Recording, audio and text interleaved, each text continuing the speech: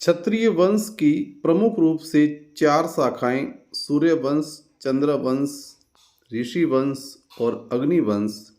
इसमें से सूर्य वंश की जो वीरता है दुनिया में प्रसिद्ध है, जिसकी कुल देवी जो है आद्याशक्ति माता जी है, जिसको सूर्य वंश की कुल देवी के रूप में पूजा जाता है।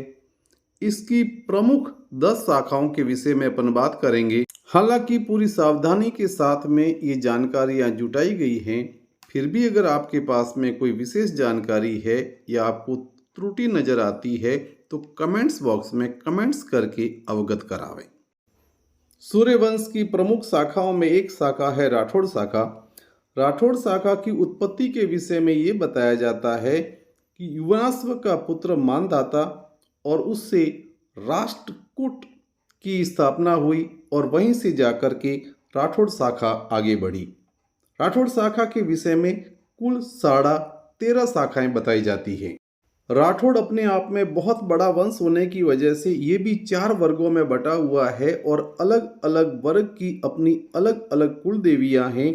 प्रथम वर्ग की कुल देवी ब्रह्माणी है, दूसरे वर्ग की कुल देवी राष्ट्रेश्वरी या राजेश्वरी के नाम से जाना जाता है, तीसरे वर्ग की कुल देवी पंखिनी है और चौथा वर्ग जो है वो नागणेशी माता की पूजा करता है, अर्थात इनकी कुल देवी जो है नागणेश्वरी है। राजस्थान और गुजरात के अंदर निवास करने वाले क्षत्रिय जो हैं वो नागणेश्वरी की पूजा करते हैं और राजस्थान के बाड़मेर जिले के अंदर नागाना के अंदर नागणेश्वरी माता का, उनकी कुल देवी का मंदिर भी स्थित है।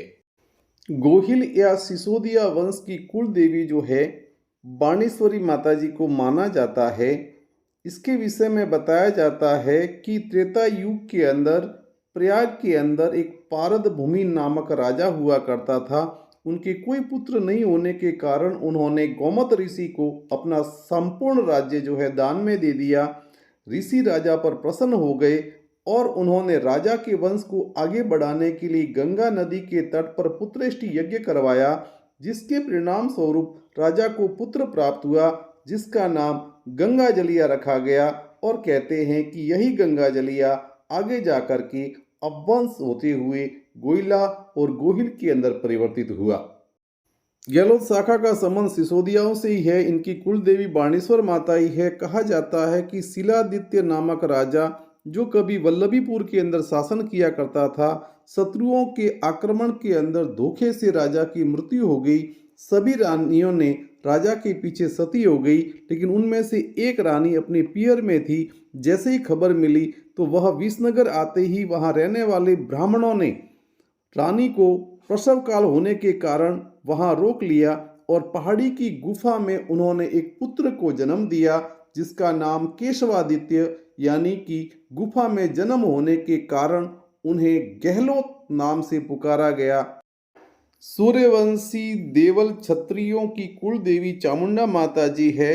राजा मान सिंह जी के 14 पुत्र हुए थे और उसमें सबसे बड़े पुत्र देवल जी के नाम से ये शाखा आगे चल करके देवल शाखा कहलाई। रामचंद्र जी के वंश में सुमित्र नामक राजा हुए, उनके पुत्र कुर्मी जी, उनके पुत्र कच्छप जी और इसी वंश के अंदर सोढ़ा देव हुए, जिस पर जम्बाया माता जी प्रसन्न हुई और वहीं से इस वंश की कुल देवी जो है जम्बाय माता जी मानी गई। सूर्यवंश में एक महाप्रतापी राजा निकुंभ हुए और उनके नाम से ही ये शाखा चली, जिसको निकुंभ शाखा कहते हैं, जिसकी कुल देवी जो है कालिका माता जी है।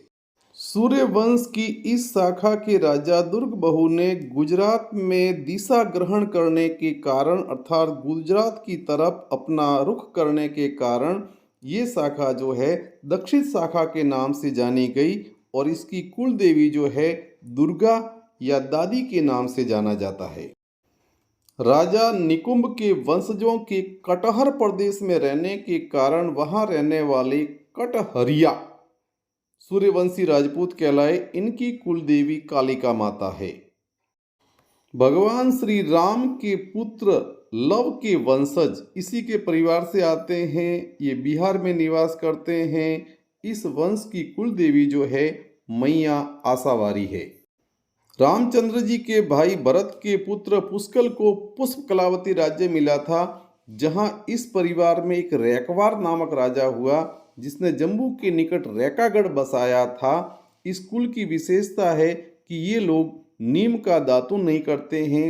लगभग ये बिहार में पाए जाते हैं और इनकी कुल देवी का नाम है महाशक्ति मैया।